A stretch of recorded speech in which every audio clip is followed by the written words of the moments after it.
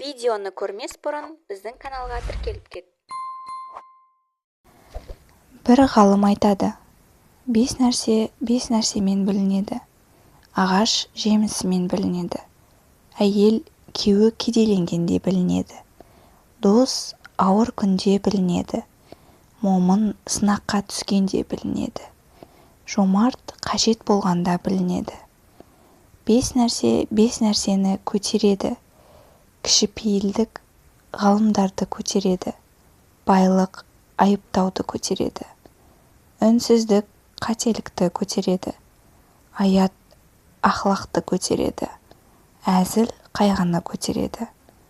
Бес нәрсеге жеткізеді. Көз зинаға жеткізеді. Дәмету өкінуге жеткізеді. Қанағат разылыққа жеткізеді. Көп сапар шегу танысуға жеткізеді. Тартысу айырылысуға жеткізеді. Бес нәрсені әкеледі. Истиғфар ризық әкеледі. Көзді тыю парасат әкеледі. Ұят жақсылық әкеледі. Жұмсақ сөз мәселені әкеледі. Ғазап өкініш әкеледі. Бес нәрсені жояды. Жұмсақ сөз ғазапты жояды. Аллахтан пана тілеу шайтанды жояды.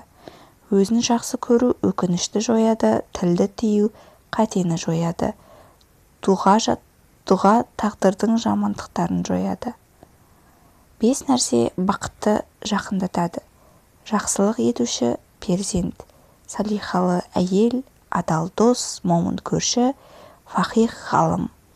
Бес нәрсемен ұлғаяды. От бұтақпенен ұлғаяды. Күмән жаман ойлауменен ұлғаяды. Сараңдық жамандық жасаумен ұлғаяды.